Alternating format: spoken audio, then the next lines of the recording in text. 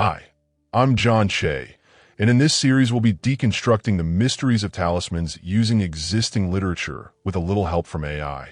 In this episode, you'll hear a deep dive conversation on spiritual engineering, the occult science of talismans. Let's dive in. Enjoy. Welcome to Deep Dive. Today, our mission is, well, to step beyond just folklore, isn't it? We're diving into some really complex, ancient source materials. Absolutely. We're looking at the theory and practice behind making talismans. Exactly. We want to move past the superficial ideas and really understand how these magical objects are defined in occult traditions. We're talking spiritual paths, sophisticated tools. Even, as some sources put it, living beings of power. It's quite a claim. It is. And the goal is supposedly to bring a desired outcome into, well, physical reality. But to really grasp this, you need the right mindset. We're exploring traditions that weave together theology, Kabbalistic mathematics, planetary science, even deep psychology. It's a whole cosmic system they're describing. It is a cohesive system. Yeah. And the success of the talisman, according to these texts, hinges on aligning all those different factors. It's presented as a kind of spiritual engineering. And so it demands a certain perspective from us, too, just for this exploration. We're not looking at superstition here, but a worldview where the universe is interconnected. Right, a sympathetic mechanism ruled by divine intelligence. If you accept that framework, just for, the next few minutes, the whole process starts to make a kind of internal sense. Okay, let's start there then. The definition. If a talisman isn't just a lucky charm or a shortcut, what is its core function according to these traditions? Well, fundamentally, it's defined as a living being that works toward a particular magical goal. Its main purpose seems to be endurance. Staying power. Endurance. How so? It's designed to bring power to bear on a situation over time. That's key when you have lots of subtle factors that need shifting, social dynamics, celestial timing, other people's intentions, things that don't change overnight. Okay, that makes sense. It's a slow burn, not a flash in a pan. That contrasts sharply with rituals, doesn't it? Totally. A ritual is often very specific, usually private, sometimes quite energetic or explosive in its effect, but a talisman. You can take it with you? Exactly. The influence isn't stuck in the magician's workspace. It can be carried right to the scene where it's needed.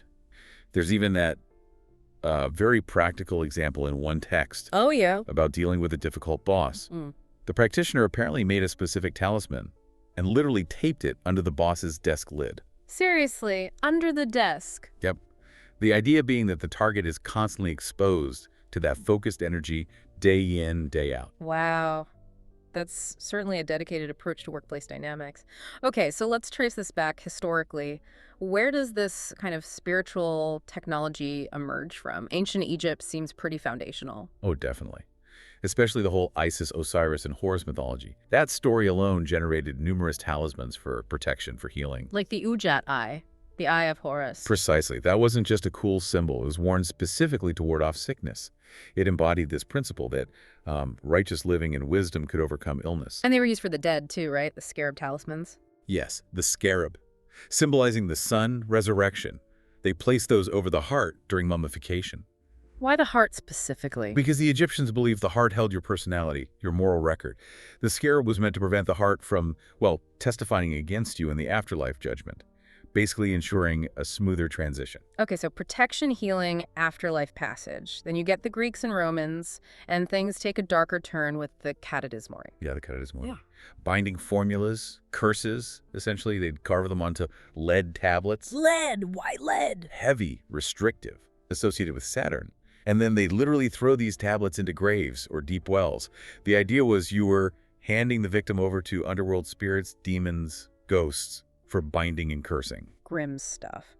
Moving forward into the Middle Ages, the Jewish tradition seems to have had a huge influence. Immense. Hebrew talismans gained this reputation for being incredibly effective, so much so that even Christian knights during the Crusades apparently sought them out for protection. Really? Despite the religious differences? Apparently so. But what's really critical about the Hebrew tradition is the theological framework. Every single talisman had to start with a prayer. Something like, in the name of Adonai. And that wasn't just symbolic. No, it was structurally essential. A mandatory reminder that the ultimate power, the final say, always rested with God. Not the object, not the magician. God. And that structure, the Hebrew names, the numerical values, that flows directly into the Western magical tradition during the Renaissance, doesn't it? Straight in. You see it all over texts like the Greater Key of Solomon. Hebrew divine names mapped onto planetary seals, the pentacles. It's less about inventing something new and more like continuous refinement of existing spiritual technology. Okay, so that refinement leads us to the underlying cosmic machinery.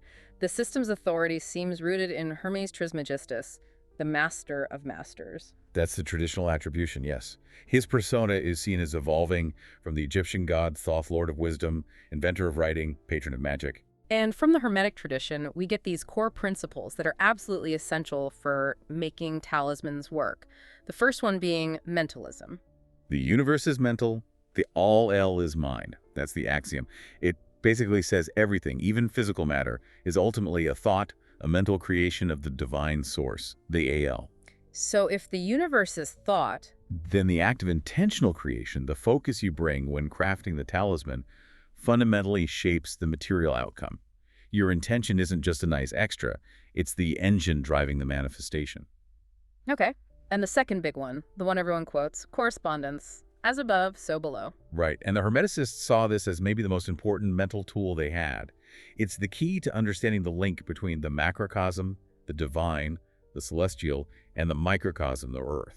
How does that help, practically? Well, if you understand the divine structure above, you can figure out how things work below. It's the whole basis for why planetary timing matters, why you use specific materials associated with specific forces. It connects the dots. Got it. So how does that divine power actually filter down? How does it get from the AL into a physical object? There's this hierarchy, right? The four worlds. Exactly. Power descends. It starts with the archangels, who kind of filter the divine plan.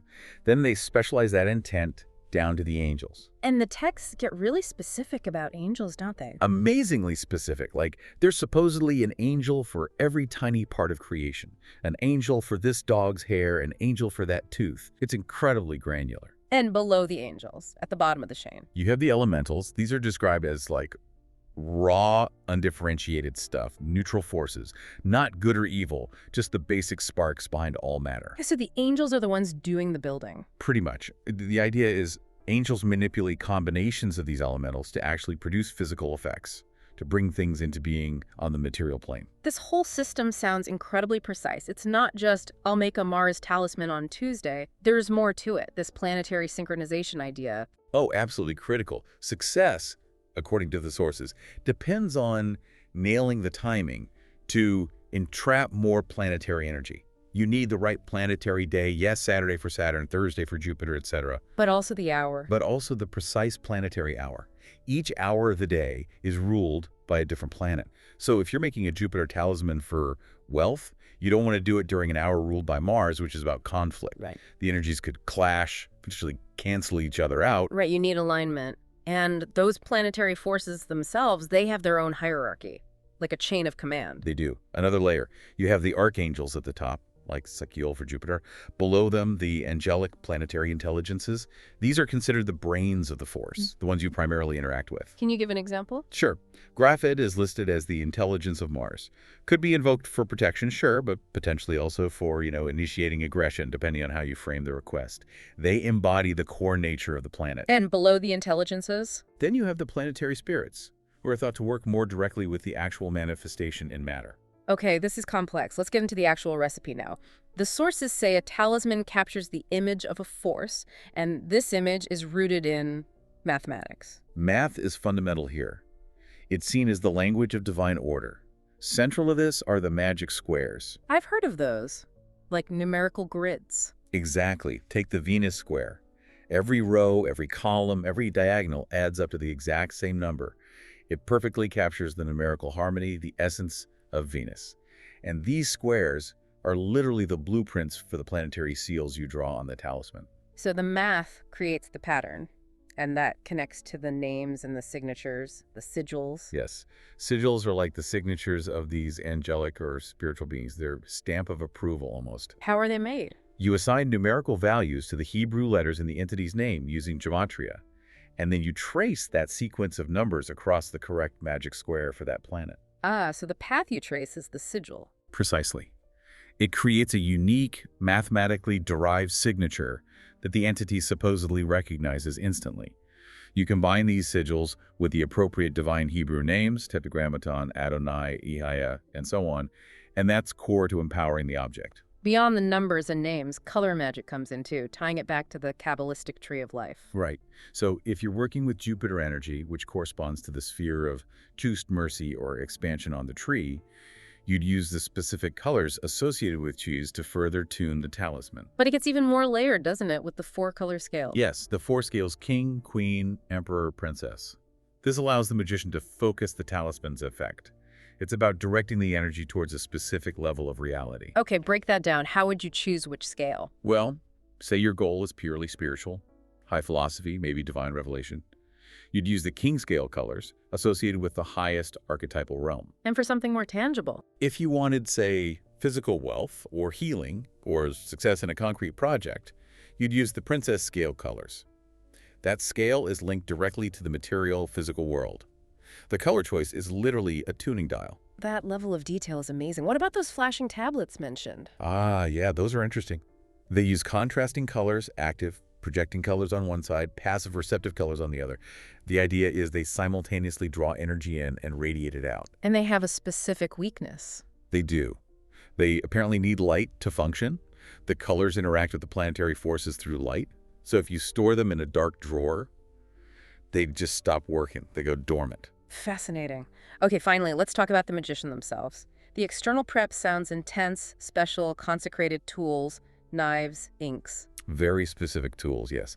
Consecrated knife, sickle for herbs, special ink, and personal purification is mandatory ritual bathing, consecrating water and salt, often reciting specific psalms to clear the self energetically. But the internal state seems even more critical based on the texts. Absolutely. The biggest limitations described are internal. They're rooted in the magician's own psychology, their unresolved issues. It sounds almost like built-in self-sabotage. Your own baggage blocks the magic. That's exactly what the sources imply. If someone has, say, deep-seated issues with women or intimacy, they'll apparently find it incredibly difficult, maybe impossible, to successfully create a working moon talisman because the moon governs those very energies. And other examples? A crippling fear of death would block working with Saturn, the planet associated with limits, endings, and time. If a divine name, invoked correctly, fails to bring enough energy, the texts usually point the finger back at the practitioner. Some aspect of their personality, some fear or blockage, is obstructing that specific divine power flow. So the magician isn't just the creator, they're the filter. The living filter, yes, for the cosmic energy they're trying to channel and shape. So wrapping this up, we've definitely seen a system that's worlds away from simple terms. It's demanding. It's this rigorous blend of ancient philosophy, complex Kabbalistic theory, strict material rules. All filtered through the individual personality and purity of the creator. The complexity is just staggering when you look at all the layers. And it doesn't stop once the talisman is made, right? No, even after successful creation and consecration, the sources stress the need for absolute secrecy. And they warn, this is quite telling, that even the owner's unconscious negativity, Their own doubts or fears. exactly, their cynicism, their background mental noise, can apparently poison the talisman's working, destroy its effectiveness over time. So the magic's longevity depends just as much on the user's ongoing state of mind as the original crafting. It really forces you to think about these unseen connections, these subtle influences.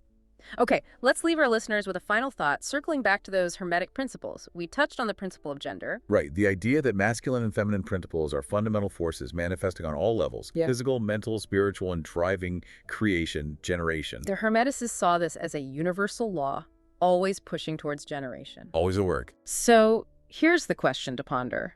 What if the law of gravitation, that fundamental force, the attraction between all particles of matter in the physical universe, what if that's simply another manifestation of this principle of gender? You mean gravity as the cosmic expression of the attraction between masculine and feminine energies? On the most vast material scale, what if that pull is the universe constantly seeking creation, generation, driven by these fundamental polarities? Just something to think about. Definitely something to chew on.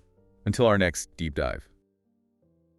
I hope you enjoyed this deep dive into the mysteries of talismans. If you found this valuable, please like, subscribe, and share with others who might appreciate this grounded approach. That way you'll be the first to know when our next episode drops. Until then, Divine bless, and thank you for listening.